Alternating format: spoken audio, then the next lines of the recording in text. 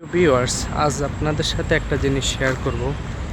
এটি হচ্ছে পর্তুগালের পোর্টো শহরের লাপা স্থানের কাছাকাছি একটি পার্ক, যেখানে মানুষ কাজ শেষ করে তাদের অবসর সময় কাটানোর জন্য আসে, অথবা সকাল অথবা সন্ধ্যার দিকে মানুষ ব্যায়াম করার জন্য আসে, একটু দৌড়ানোর জন্য আসে।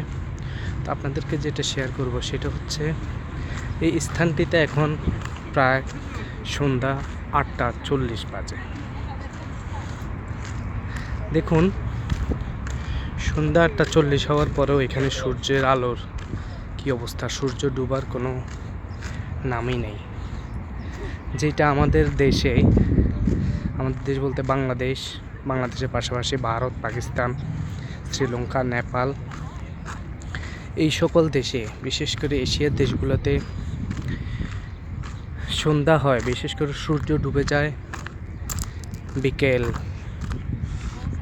5:40-এর পর। বিশেষ করে 6টা, 6:30, সর্বোচ্চ 7টা পর্যন্ত সূর্য থাকে। কিন্তু ইউরোপের দেশগুলোতে কিছু কিছু সময় আছে, কিছু কিছু দেশ আছে রাতের 10টা বাজেও সূর্যের আলো থাকে, সূর্য ডুবার কোনো থাকে না।